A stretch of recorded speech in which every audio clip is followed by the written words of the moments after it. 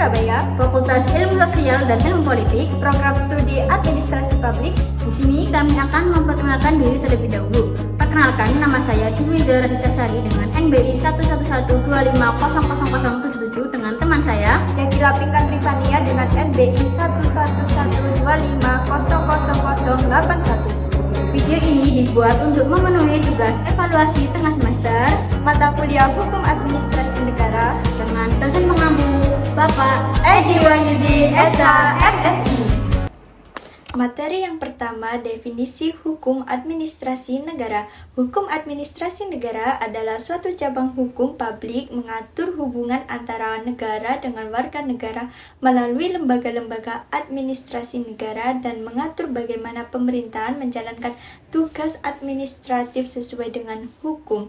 Peran hukum administrasi negara dalam mengatur hubungan antara pemerintah dan masyarakat adalah memberikan batasan dan pedoman bagi pemerintah dalam bertindak terhadap masyarakat, sehingga tindakan pemerintah tidak melanggar hak-hak warga negara. Hak-hak warga negara dilindungi oleh undang-undang. Peran hukum administrasi negara dalam pelaksanaan fungsi administrasi negara adalah mengatur agar pemerintah melaksanakan undang-undang sesuai kewenangan dan prosedur hukum, serta tidak melanggar hak-hak warga negara. Hukum administrasi negara menjadi dasar hukum dalam pembuatan keputusan pejabat administrasi agar sah, tidak sewenang-wenang, dan memberi perlindungan hukum melalui mekanisme seperti peradilan tata usaha negara, contohnya pemberian izin usaha. Hukum administrasi negara mengatur standar pelayanan publik agar dilaksanakan secara adil, transparan, akuntabel, dan melindungi masyarakat dari tindakan yang tidak sesuai dengan prinsip-prinsip pemerintahan dalam penyelenggaraan pelayanan publik. Materi yang kedua yaitu ruang lingkup hukum administrasi negara. Ruang lingkup hukum administrasi negara mencakup beberapa aspek penting. Yang pertama ada HAN mengatur pembagian kewenangan. HAN mengatur pembagian kewenangan antara lembaga pemerintah seperti legislatif, eksekutif, dan yudikatif. Contohnya DPR memiliki kewenangan dalam undang-undang bersama presiden. Yang kedua ada pembuatan kebijakan. Proses pembuatan kebijakan harus mengikuti prosedur yang transparan dan melibatkan partisipasi publik.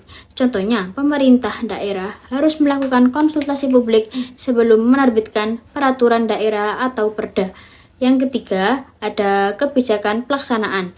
Hukum administrasi negara mengatur bagaimana kebijakan dilaksanakan, termasuk pengawasan untuk memastikan bahwa tindakan pemerintah sesuai dengan hukum dan tidak melanggar hak warga negara. Contohnya, pemerintah Indonesia melakukan program vaksinasi nasional untuk mencegah penyebaran penyakit. Yang kedua, bagaimana sih hukum ini melindungi hak-hak warga negara dari tindakan pemerintah yang sewenang-wenang? Jawabannya adalah HAN melindungi hak-hak warga negara dari tindakan sewenang-wenang pemerintah melalui prinsip legalitas dan transparansi. Warga negara memiliki hak untuk mengajukan banding atau gugatan terhadap keputusan administratif yang merugikan mereka, serta mendapatkan kejelasan dan kesempatan untuk menyampaikan pendapat sebelum keputusan diambil. Materi yang ketiga adalah sumber hukum administrasi negara. Sumber hukum administrasi negara ada dua, yaitu sumber hukum tertulis dan sumber hukum tidak tertulis. Untuk sumber hukum tertulis, yang pertama UUD 1945 yang merupakan dasar tertinggi yang mengatur prinsip-prinsip pemerintahan seperti pembagian kekuasaan, hak warga negara, dan kewajiban pemerintah. Yang kedua, undang-undang yang menjadi pedoman hukum bagi pelaksanaan fungsi administrasi negara, misalnya Undang-Undang tentang Pemerintahan Daerah, ASN, dan Pelayanan Publik. Yang ketiga, peraturan pemerintah yang menjabarkan lebih lanjut ketentuan dalam undang-undang agar dapat dilaksanakan secara teknis oleh pemerintah. Yang keempat, peraturan presiden yang mengatur kebijakan pelaksanaan tugas pemerintah yang bersifat strategis dan teknis di bawah presiden. Yang kelima, peraturan daerah yang menjadi dasar hukum pelaksanaan pemerintahan di tingkat daerah sesuai dengan kebutuhan dan kondisi masing-masing wilayah. Sumber hukum tidak tertulis berasal dari kebiasaan masyarakat atau aturan yang dibuat masyarakat. Jika melanggar akan terkena sanksi sosial. Contohnya hukum adat. Yang pertama, kebiasaan administratif, praktik atau tradisi yang telah lama dilakukan oleh instansi pemerintahan yang dianggap sebagai aturan yang mengikat selama tidak bertentangan dengan hukum tertulis. Yang kedua, jurisprudensi. Putusan-putusan pengadilan terutama Mahkamah Agung yang menjadi acuan atau pedoman dalam penyelesaian perkara administrasi pemerintahan di masa berikutnya. Materi yang keempat yaitu prinsip-prinsip umum hukum administrasi negara. Prinsip-prinsip umum hukum administrasi negara itu yang pertama ada prinsip legalitas, yaitu semua tindakan administrasi negara harus memiliki dasar hukum. Tanpa dasar hukum, semua tindakan tersebut dianggap tidak sah. Yang kedua ada prinsip prosedural, yaitu setiap kegiatan administrasi negara harus mengikuti prosedur yang jelas dan sesuai aturan dalam setiap keputusan. Yang ketiga ada prinsip diskresi, yaitu pejabat administrasi memiliki wewenang untuk mengambil keputusan sesuai dengan keadaan tertentu, namun tetap dalam koridor umum. Yang keempat, ada prinsip akuntabilitas, yaitu setiap tindakan administrasi harus dapat dipertanggungjawabkan.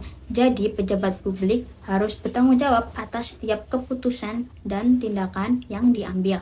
Yang kelima, yaitu ada prinsip transparansi, yaitu semua keputusan administrasi negara harus dilakukan secara terbuka dan jelas bagi publik. Dengan begitu, informasi tentang proses dan keputusan administrasi harus terbuka bagi masyarakat agar dapat diawasi. Materi yang selanjutnya yaitu contoh dari prinsip umum hukum administrasi negara. Yang pertama ada prinsip legalitas. Contohnya yaitu pemerintah daerah hanya dapat memberikan izin usaha, misalnya izin restoran atau SPBU, berdasarkan peraturan daerah atau peraturan perundang-undangan yang mengatur tata cara perizinan. Jika pejabat memberikan izin tanpa dasar hukum yang jelas, izin tersebut dapat dibatalkan karena melanggar prinsip legalitas. Yang kedua, ada prinsip prosedural, contohnya sendiri yaitu pembuatan KTP. Dalam pembuatan KTP, Dinas Kependudukan dan catatan sipil harus mengikuti prosedur yang ditetapkan, seperti verifikasi data, pengambilan biometrik, dan validasi oleh pejabat berwenang.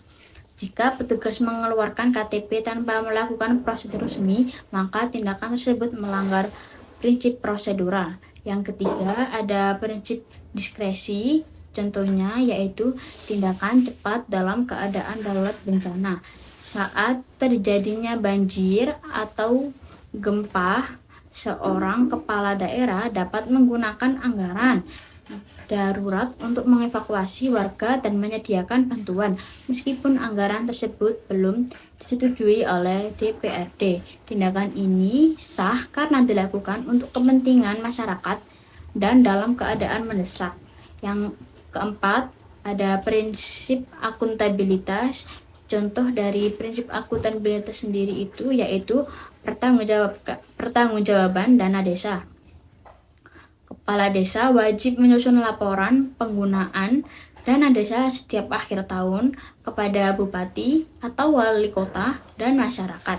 Jika dana desa digunakan tidak sesuai yang dibutuhkan, misalnya untuk kepentingan pribadi, maka kepala desa dapat dikenai sanksi administratif, diberhentikan, atau bahkan dipidana. Yang kelima yaitu prinsip transparansi. Contohnya sendiri yaitu pengumuman hasil seleksi CPNS atau ASN.